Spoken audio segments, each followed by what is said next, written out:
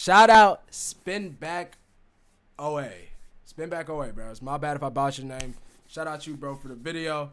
The dark side of high school basketball. Now, I've seen this on my timeline for like a few days now. Honestly. Like, this video came out 13 days ago, but I've been seeing it on my timeline. And it's like, never clicked on it. But I'm mad. Like, I'm very interested. I want to see what is the dark side of high school, like, basketball. You know what I mean? Like, I never played basketball in high school. I wanted to, but, you know what I'm saying? I had my little shoulder injuries and stuff like that, so I never could. But I want to see, man. Let's get straight into it, man. Road to 10K.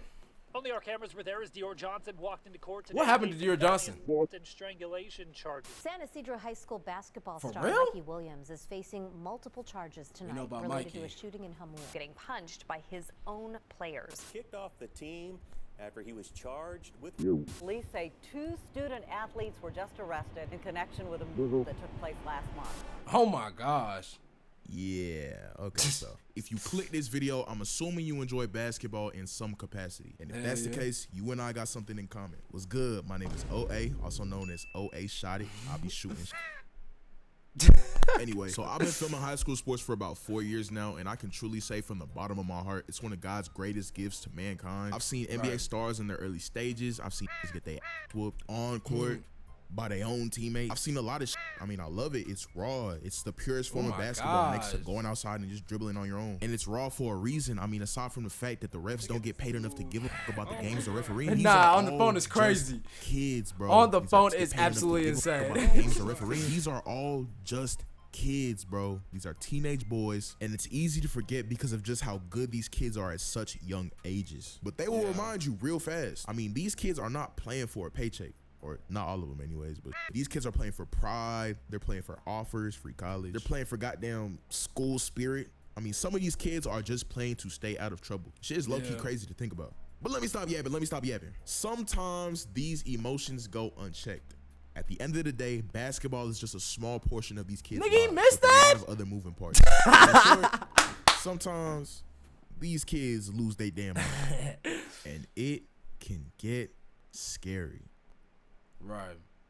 These are some of the darkest and wildest stories in high school basketball. Oh, boy. Here we go, man. This video is an iceberg format, which means the stories will be progressively wilder as they go on. I'm still listening, I don't fucking know, bro. Just watch the video.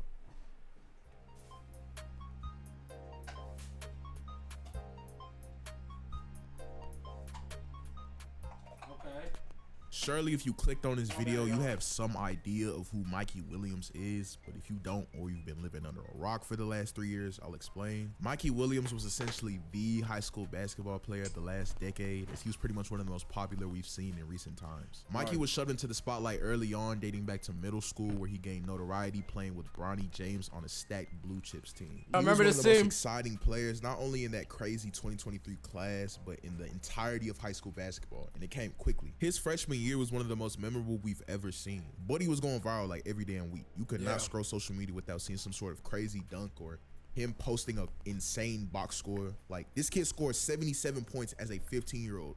77. Yeah, that's wild. He scored that this whole season, but that's enough glazing. You could argue Mikey's stardom sort of tapered off in the following years as he transferred to 3 different schools in those 3 years. But nonetheless, Mikey was massively successful, touching millions of dollars before the age of 18 off brand deals, one being Puma, with whom he signed with to become the first ever high school basketball player to sign a shoe deal, amongst many others. But as we all know, more money, more problems. Yes, sir. On March 28, 2023, a 911 call We know was about the made by Mikey someone situation. claiming to have been shot at by Mikey Williams at his mansion in San Diego the night before. The story to this day is still super vague, but it goes something like this. A group of 5 individuals pull up to Mikey's mansion in an Uber, including 2 girls and 3 guys. One of the girls amongst the group was in contact with another resident of the home, who we now know was My bad, Joe. I'm trying to order allegedly. Then an listening, argument though. breaks out between and the guests after the guests request a quote-unquote walkthrough of the house, whatever the fuck that means. To this day, we do not know what escalated the argument or why exactly those 5 people really pulled up in the first place, but I'm sure some of you have some decent guesses. At some point, Mikey comes outside with a handgun and fires an unspecified number of shots at the vehicle. With one Picture hitting the is rear of crazy. said vehicle. Nobody got hit, but at that point, the damage had already been done. Officers responded to the initial 911 call almost 3 weeks later on April 13th, where they executed a search warrant at Mikey's house. He was arrested the next day facing 6 whole felony charges, including 5 charges of assault with a deadly weapon and 1 count of firing into an occupied vehicle. Had he been found guilty of these charges, he would have done 30 years in prison. Oh my gosh. Luckily, his lawyers were on demon timing because he somehow beat this case. Mikey took a plea deal to a much lesser felony charge of making a criminal threat, and as a result, he was ordered to complete a gun safety course, attend anger management classes, and do 80 hours of community service, which, with all things considered, is an insane slap on the wrist. Provided that he doesn't get in trouble with the law again, the charge can even get downgraded to a misdemeanor. Mikey's currently at the University of Central Florida, where he's slated to be back on the court next fall. Good luck, Mikey. Next fall, man. Hey, bro, what y'all know about this?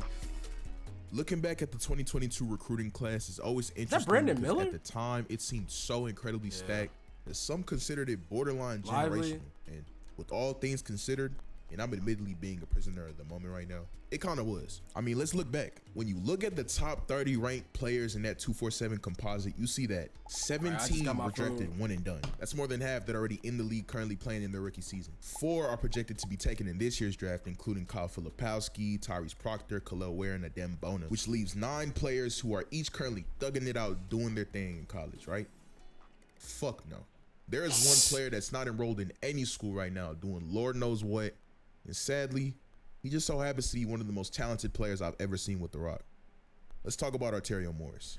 Now, Arterio was about as unique of a player as it gets. Coming out of Kimball High School in Dallas, Texas, everyone in the city knew that he was special very early on. He showcased a distinctive style of play, incorporating a silky smooth handle to go with elite athleticism and change of pace with a certain level of dog you just wasn't gonna match. Although the city always recognized Terrio. Y'all let me know, bro. I need to get into high school basketball, college basketball. I'm gonna try to get into all that this year. I'm gonna also try to get into, you know what I'm saying, football, NFL. I really don't watch football. I'm not a football nigga, you know what I'm saying? I never really was. I could play it, you know what I'm saying, because I'm really like that. You know what I'm saying? I'm a big body, you feel me? But when it comes to actually, you know what I'm saying, watching it, nah, I wasn't really into it. One of the like best that. players in the country. It took him some time to get recognition on a national scale, as he didn't earn a 3-star ranking until the tail end of his sophomore year in early 2020. He had ambitions much higher than 3 stars though, which resulted in him transferring to Prolific Prep for a brief stint, and then he was right back to Kimball in time for his junior year. A couple of spectacular AAU campaigns, a few thousand Instagram and TikTok followers, and state championship losses later, and Terrio was a household name to anybody who knew anything about high school sports. At this point, he was a consensus 5-star recruit, ranked as the number 2 point guard in the nation, and will commit to play for Chris Beard's Texas Longhorns in July 2021 before earning a McDonald's All-American nod, an invite to the Iverson Classic, and a bunch of other honors. But following the theme of the video, these niggas can't stay out their own way. So let me just tell you how shit hit the fan. On the night of July 12, 2022, a long Instagram post was posted by Terrio's then girlfriend at the time, accusing Terrio of some very illegal things. I'll throw some screenshots up, but to paraphrase it, the expose essentially detailed how Terrio would abuse her. The caption would illustrate a grim picture of her and Terrio's relationship, stating things like how he would, quote, threaten to beat on me and punch on me if I didn't stay with him, which escalated to him, quote, grabbing her, snatching her up by her clothes, and violating her because she broke up with him. She would Fellas, man, I know he's in high school, so y'all gonna tell me to chill on him, but no girl should be able to do this to you, bro. No, it don't matter, bro. It don't matter. I don't give a damn how much you love her. It doesn't matter if a girl should be able to do this to you. Don't put your hands on no female, bro. We don't play about that over here, bro. We don't, bro. You know what I'm saying? Like, would you want somebody putting their hands on your mama? No. So it's like, come on, bro. Come on, dude. Describe instances of him driving all the way from Austin to Dallas, which is a 3-hour trip, to pop up at her place of work and argue. A separate instance told of a time like, where Terrio came to her job, threatened to break her car windows, managed to take her keys and throw them in a ditch so she couldn't leave. The final straw came when Terrio, quote, grabbed her by the left wrist and pulled her up off the bed, and then grabbed at her sports bra near her chest and pulled, which caused a, quote, 3-inch long abrasion on her neck. Y'all get the point. Shortly after this incident, 911 was called to the house. According to the affidavit, during initial questioning, Terrio told police that there was no physical contact made between him and the victim, essentially telling police he didn't touch her. However, No, after please don't police play saw about the that. bruises on the victim's neck, Terrio quote-unquote altered his initial statement, which is obviously a big-ass no-no. He was then placed under arrest and charged with assault causing bodily injury to a family member, a Class A misdemeanor. According to the Post, she would then file a restraining order on Terrio, which was easily granted. The protective order stated that he was not allowed to contact her nor be within 500 feet of her, and that any violation would be an automatic felony. But that didn't really stop anything.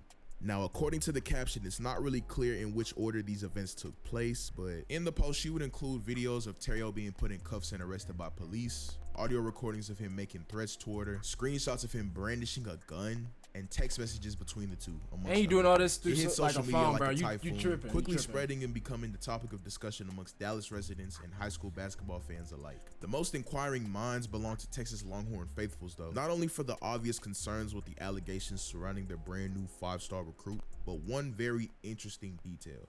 As I said before, the allegations came out on July 12th. However, Terrio was booked into jail June 2nd. For you smart people out there, that is an entire 1 month and 10-day period where absolutely nothing took place. No statements, no announcements, no suspensions, nothing. They kind of just pretended the whole situation never happened. Longhorn fans would question why no action was taken, as there was no chance that the school and staff were unaware that this was going on. People question why the situation wasn't handled more swiftly, why he wasn't cut from the team before things got messy. Of course, you had your usual crowd of absolute dorks who blamed the victim for trying to quote-unquote ruin his career and yada yada yada whatever. As some of you may or may not know, this was not the nail in the coffin for Terrio's career at all. Terrio was able to play a full season afterwards, putting that's crazy. 4.8 points, 1.4 rebounds. As a 5-star recruit? I'm gonna just assume he wasn't getting minutes. 5 assists per game. He would enter the transfer portal at the end of the season, and well, you know, some other things would happen, but that's a story for another day. What you mean? Yeah, today is in fact another day. Actually, the story that I wasn't prepared to share earlier was the fact that Terrio entered the transfer portal and ended up at the University of Kansas. But before the season even started, Terrio had an open case in the state of Kansas for an accusation of rape, and he was subsequently cut from the team. Obviously, it'd be a slippery ass slope for me to talk about it, given the fact that it wasn't like said and done or whatever. And somebody said God did. I think at that point, the only thing released was like an affidavit, and that's obviously not enough to convict a nigga of a crime. He hadn't even gone to trial yet. I would like to go in depth about the details of the accusations, but that doesn't really serve any purpose given the fact that nothing came out of them. But if you are curious, I guess you could just search it up on your own. Nigga, I ain't talking about that shit. But yeah, as of Tuesday, April 9th, the case is now closed. Terrio posted some paperwork on his Instagram basically saying that the case was closed due to a lack of evidence. So, yeah. I mean, shit. I hope that boy can stay out of trouble, get back on the court, you know what I'm saying? Do his thing. Yeah. Zach Brown. Never heard of Zach Brown. In the last entry, I talked a bit about how it's so fascinating to me to see how these graduating classes of hoopers pan out. Some live up to the expectations put upon them, putting up stats and maintaining their rankings all throughout high school and keeping their reputation all the way to the association. Names like Anthony Edwards and Zion Williamson come to mind. These players are exactly who we thought they were. On the flip side, however, it's very common for kids to be highly touted early on and then fizzle out later. For natural reasons, though. Some kids peak way too early. Their peers catch up to them physically, and then they begin to look way less dominant as time passes on. Some players just don't work as hard as they should have, relying on their athleticism instead of developing and improving their skill sets. What isn't as common, however, is being the motherfucker in the class that gets forgotten because you're a crash out. And you transition from a man to a woman. Like Zach Brown. No, not that Zach Brown. This Zach Brown. There's a reason you have no idea who this is. Let's get into it. Zach Brown was a 7'1" center in the 2017 class for Miami, Florida. Growing up, he was one of those kids that was always bigger than everybody around him. In fact, Zach was 6'2" by the age of 10. It was never going to be anything but basketball for young Zach. But the path to the conventional hoop dream was a little more hectic than most. Now, believe me when I say he comes from extremely humble beginnings. Zach was the youngest of 5 boys, all taken care of by a single mother in the tough neighborhood of Overtown, one of the worst areas in Miami. I don't have to go into much detail about what goes down in Overtown, but just know the violent crime rate is about 127% higher than the national average. Anyway, Zach and his family lived in poverty, like real deal poverty. It wasn't uncommon for Zach, who again was a big ass kid, to wear clothes that were several sizes too small. He and his brothers were no strangers to making ends meet, as they would commonly steal food and clothes when things got sparse. He'd recall the story of a time where his mom was hospitalized for an entire month because of a heart condition. Zach and his brothers would sleep at the hospital to stay close to their mother day in and day out until the day they were finally kicked out. Once they returned to their apartment, the lights were cut out. The bills weren't paid, but that was regular for him. At the age of 12, the state took custody of him and his brothers after his mother failed a drug test and was deemed unfit to be a parent. The judge over the case claimed their living situation was, quote, one of the worst he'd ever seen, with not much further details. So we can only imagine what exactly was going on in that home. After bouncing around from foster home to foster home over and over again, they'd be sent to live with their aunt, which would stand to become a blessing in disguise. By this point, Zach was 6'5" in the 7th grade, but had never played a game of organized basketball in his life, nor did he have any interest in doing so. It was only when his aunt's neighbor saw how physically imposing he was at such a young age, probably thinking to himself, yo, big ass not playing basketball. Facts. Michael Littman, the owner of a now defunct EYBL team called the South Beach All-Stars, that his life would change for good. Littman would convince Zach to play for his team, but there was much work to be done, as Zach was about as coordinated as a baby giraffe. But Zach showed work ethic and promise, and by the 8th grade, he'd already become one of the best prospects in the country. Life would change off the court too, as he would move in with Littman and become an adoptive member of the family. Although his new home, located in the tranquil upper-class neighborhood of Cocoa Beach, was only 10 minutes away from his old home in Overtown, to Zach, it might as well have been a completely different side of the planet. Fast forward a little later, and Zach is a 5-star recruit averaging 19 points, 17 rebounds, and 8 blocks per game, with offers from schools like Virginia, Miami, Kentucky, and UConn, the latter of which he would commit to later on. This is about as good as it would get for Zach, though, as the next year or so of his life would be the most tumultuous sequence of self-inflicted bullshit I've ever heard of in my life. Really? The first domino fell in January 2016 when Zach transferred to Putnam Science Academy, a prep school about 20-ish minutes away from the UConn campus. On the surface, the transfer made a lot of sense. Zach had just committed to UConn. Why wouldn't he take the opportunity to play at one of the better prep schools in the country while getting himself acclimated to the environment he'd be living in preparation to go to the league? Right. Well, the reason Zach left in the first place wasn't that cut and dry. Right before he moved, Zach had gotten into an on-court altercation during the game in late December. To keep it sweet, hands were thrown. Littman was quoted saying that Zach didn't start the fight, claiming he was provoked, but it didn't matter because Zach for damn sure finished. The suspension was indefinite, right in the middle of what was essentially crunch time for most teams trying to make a playoff push. And Zach's 28 points, 15 rebounds, and 9 blocks per game would not be easy to replace. I'd like to make it clear that getting into one fight doesn't make you a crash dummy or a menace to society or anything like that, and it's not an indictment on one's character, especially if you were provoked, like Zach's guardian claimed he was. However, it would happen again. Zach, after only being at PSA for a grand total of 2 weeks, would get into another on-court fight. This time around was a little more serious. Putnam had a strict no-fight policy, which would effectively end his stint at the school for good. Zach would move back to Miami, which was seemingly becoming a more toxic environment for him between family problems and increasing concerns surrounding him maintaining his grades. To add insult upon injury, he would decommit from UConn, and you can't see me, but I'm doing air quotes, on the 5th of May. Now, this is where it gets crazy. 3 weeks later, on Memorial Day, the news broke that Zach had been arrested facing charges of armed robbery, 5 counts of credit card fraud, and multiple counts of robbery by sudden snatch, according to Metro-Dade police. Let me explain something to y'all. This nigga basically got hit with a RICO. This dude, on multiple occasions, was going into stores, taking merchandise, and using stolen credit cards. We have now officially entered crash out territory. Zach would post a $25,000 bail and was out soon after. This resulted in Michael Littman, his one-time guardian, severing ties with him, and he would subsequently reunite with his mom and brother back in Overtown. Now, in most cases, this would essentially be career ending. Zach's baggage was becoming a little too much to bear, and between 2 on-court altercations and the armed robbery, it seemed like Zach's story was coming to an ugly-ass ending. However, he was thrown a lifeline. Zach's cases were dropped following the lack of evidence, and he was focused on getting back on the court and getting his life back on track as soon as possible. All the shenanigans caused him to slide in the rankings, so he dropped the star. But he was still a 4-star, ranked the number 9th center in the class of 2017, and he still had undeniable talent. And although UConn didn't see him as a part of their future, plenty of college coaches did. He would commit to St. John's University on July 21st, 2016. Things were looking up for young Zach. And then they weren't. Zach would enroll at Sarasota Prep for his senior season. For some reason, he didn't stick there either and would transfer to Calusa Prep in October, which would be his final high school. Now, if you're keeping track, that's 4 schools in less than a year. Yeah, like, what the fuck? Zach would fly under the radar and sign his letter of intent with St. John's in November. He managed to stay out of the news until January when, you guessed it, he was arrested again for robbing a Walgreens. He was waiting in line and out the blue, reached into the cash register, grabbed money, and dipped. And this time, his big stupid ass was caught on camera. Take a look.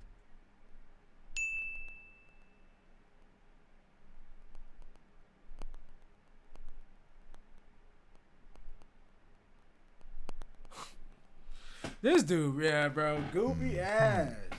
So obviously there's a strong lack of discretion with Buddy. You know when you have an intrusive thought that comes and goes and you think to yourself, damn, I'm tripping for thinking that, but that's all it is, an intrusive thought. Yeah, Zach's intrusive thoughts turn into action all the time. That little voice in your head that calms you down when you're about to make a decision that can create a bad consequence. I think Zach lacks it. Now I understand Zach had a very rough upbringing and a lack of decent parental figures, and I understand you're simply a product of your environment, but like, bruh, you 7 feet tall trying to rob a Walgreens. You thought you was gonna get away with that shit? Let's be real.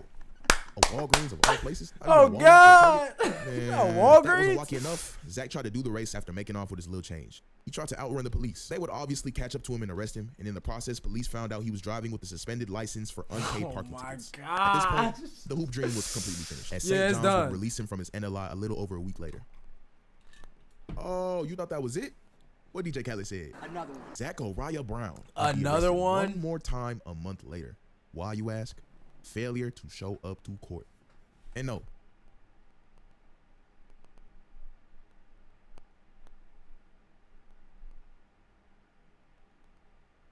You're not bugging. Zach has makeup on in this mugshot.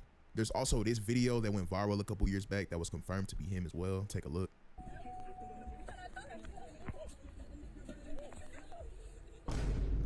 I don't fucking know. Now, obviously, as of today, this story is about 7 years old. You may be wondering, whatever became of Zach? Maybe. Oh, hell no. No. Oh, my gosh. Yo, oh, my gosh. Bro.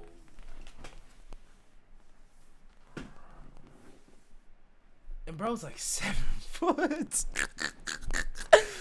Bro, guys together, got back on the court, and is playing basketball in some capacity. Maybe somewhere in Puerto Rico or Uzbekistan or something.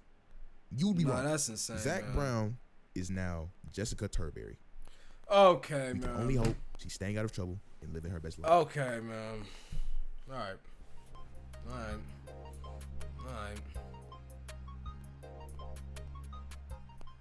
Okay, I feel like I gotta preface this next story by saying my tone is gonna be a little different. It might get a little silly. And that's cause this nigga is just an idiot fucking degenerate. But I'd like to make it very clear, like, ain't shit about this next one funny at all. Okay. I mean, it might be a little funny. For those of you who are former athletes, whether you just grew up and graduated, or maybe you suffered an injury that cut your career short, or maybe you just fucking suck and you got cut from like JV or something. You all know deep down somewhere, you wish you could have done things just a little differently. I know at least once you wish you could go back in time and put just a little bit more work in, take shit more seriously, maybe undo some costly mistakes. For a lot of athletes, it's hard to imagine themselves living a life outside of their sport, and that's completely normal. It be like that sometimes. You move on. They do look life tough. Goes on. His defense is crazy. You are Sydney Gilstrap Portley. In 2017, Sydney Gilstrap Portley was sitting on the porch of his East Dallas apartment, reflecting on the current state of his life. To keep it simple, Sydney was depressed. He would reminisce about how he came to be at the spot he was at. Sydney grew up with a typical hood baby origin story. He was an only child raised by a teenage single mother, not necessarily because his father didn't want anything to do with him, but because he was in and out of jail. Sydney's father, Sydney Sr., racked up a shit ton of different charges, including 16 felonies and misdemeanors, ranging from aggravated assault to attempted burglary. Clearly, that boy was in love with jail. In any event, Sydney and his mother weren't used to stability, to say the least. They bounced around a lot, from home to home, accepting shelter from any relative that offered. His escape from that came from basketball, of course. Naturally, it was his first love. Sydney was a big fan of LeBron James, so much so that he watched More Than the Game, the documentary about Bron and his high school teammates, every day after school. He saw himself in LeBron, a determined kid with an absent father who was able to rise above it. Now, Sydney wasn't blessed with a 6'8" frame and generational athleticism, but he was a special hooper in his own way. To be completely honest though, the little nigga just wasn't that good. Although talented, he didn't make varsity until his senior year of high school, and even then, he was never able to become a starter, only really ever playing scrub minutes or in blowouts. Sydney had a reputation as a ball hog, rarely passing to his teammates, and he'd fight his coaches as well. Bro, trying to, I'm sure you know what I'm saying? Sydney's dream of being show like out. his idol was slowly slipping away from him, and it took a toll on his mental. He started drinking before games and picking fights with his teammates. Midway through the season, his coaches had enough and cut him loose. After graduation, Sydney would try for several JUCO and D3 schools, but his reputation as a bad teammate kept coaches from taking any legit flight on him. He was able to play a little bit at Dallas Christian College, but didn't even finish a full season and couldn't stick anywhere else. So Sydney's basketball career was effectively over. Until it wasn't. 6 years later, in 2017, a devastating hurricane wreaks havoc on the southernmost region of Texas, with Houston taking the brunt of the damage. Hurricane Harvey caused catastrophic flooding, hundreds of millions of dollars in damage, and claimed 103 lives. It had everybody in the state of Texas's attention, including Sydney's. Still stuck in that same spot he was at 6 years earlier, 24-year-old Sydney desperately craved a change of pace. So he did what any other normal person in his position would do. Got a damn job? No. Hit the gym? Nope. Went to church and prayed on it? The mosque? Hell nah. Sydney arrived at Skyline High School in Dallas, claiming he was a 17-year-old Hurricane Harvey refugee from Houston named Rashawn Richardson. Oof. He would request to enroll at the school. Are we being for real? And it would work. Sydney would take advantage of the loose restrictions on transfers at the time, put in place to accommodate victims of the hurricane. The school district would take in anybody who claimed to be one, regardless of how much documentation they didn't have. All Sydney had to do was lie and say he lost everything in the flooding, which is exactly what he did. That's crazy. I'm gonna speed up the story now. Rashawn wouldn't stay at Skyline for long. He transferred to another school within the district, Hillcrest, which is where his legend would begin. It was at Hillcrest where Rashawn would quickly demonstrate just how much better he was at basketball than everybody else, which again I'd like to emphasize was because he was 7 years older than everybody. But anyways, standing at 6'1", Rashawn quickly became the go-to guy on the team as his teammates would gravitate towards him while he racked up big performance after big performance. He'd go out of state and play the #1 team in the nation, scoring 40 points in 3 quarters, which added even more. This nigga got away with this. 25-year-old Sidney was making quote-unquote friends off the court too. He was basically Hillcrest High School's main character. Did I mention the nigga was 25 years old? Gossip started around the school though. Yeah. Sidney didn't look super old for a 25-year-old, but he damn sure didn't look young. He had the letters S and G tatted on his calves, obviously standing for Sidney Gilstrap, but he would tell kids in the school it stood for shooting guard. No bullshit. He'd have his sister and nephew pull up to games and sit in the crowd, except they weren't his sister and nephew. They were his girlfriend and son. Surrounding spectators would question why the kid was calling Rashawn daddy. Nonetheless, Rashawn was able to infiltrate in peace for a whole 9 months undetected. He'd lead Hillcrest to a mediocre record of 11-10, losing in the first round of the playoffs, while he averaged over 20 points per game. His dominance earned him a District Offensive Player of the Year award at the end of the season as well. How did this nigga get away soon with this come shit? to an end though. Sometime after March 2018, Rashawn or Sidney decided to suit up and play a couple games at a local AAU tournament. For what reason? I don't know. I mean, I'd assume you want to fly under the radar as much as possible. But anyway, he plays at this local tournament, and one of his old coaches who coached him 6 years earlier spots him.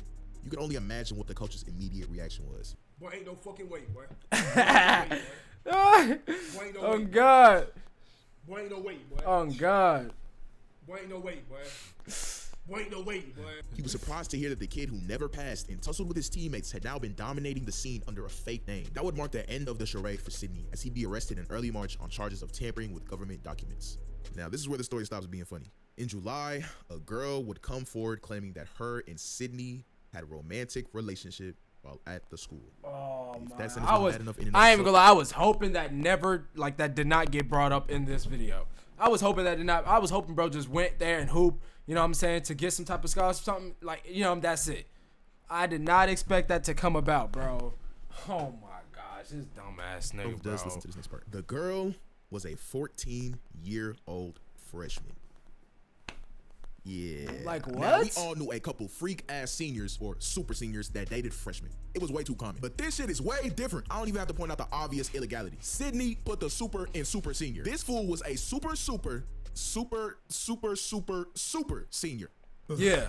In January of 2019, police arrested Sidney. Released by Dallas PD told her the details. One day while the 14-year-old girl and the suspect were walking through the locker room, the suspect asked her to kiss him, and so she did. The girl's statement alleges that Sidney courted her over Snapchat and later drove her to a park, kissing her in the car, touching her over her clothing, and asking her to have which she says she declined. Sidney will bail out of jail again, facing 1 count of indecency with a child, which carries a maximum sentence of 20 years in prison. Of course, he vehemently denied these allegations. In an article published by Sports Illustrated in which they interviewed the victim's mother, she would state, "I called Coach Harris multiple times to find out who Rashawn is and what he was about," she says.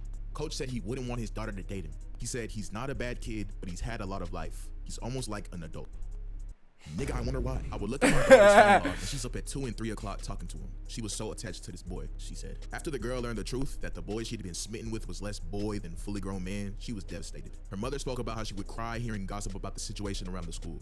Soon after, the girl transferred out of Hillcrest. Sidney will go on somewhat of a press tour, doing sit-down interviews and dropping a couple, and I can't make this up, mixtapes. Not mixtapes, actual mixtapes.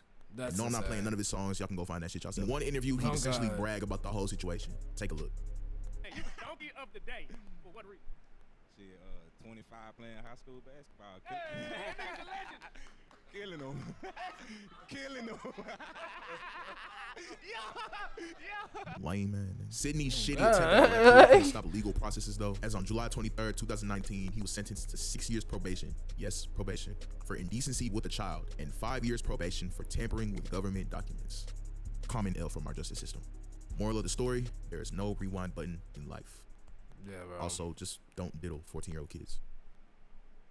Oh, God. Yo, thank you so much for watching this. If you made it... Hey, man, I ain't even gonna lie to you. Shout out to Spin Back OA, bro. I ain't gonna lie. That last one was insane, bro. I ain't gonna lie to you. That last one was crazy, bro. And the fact that he ain't even get no real jail time for it is insane, bro. It's insane, bro. I'm not gonna lie to y'all. If y'all like the video, make sure y'all like, comment, subscribe. Just try to stay. If you're in high school, bro, and you hoop, man, just like try. If you do any sports you in high school, bro, just try to stay out of trouble, bro. Just try to focus on your career, because that's what's gonna help you develop into the person that you should be. You know what I mean? But yeah, man, road to 10K. I'll see you on the next one.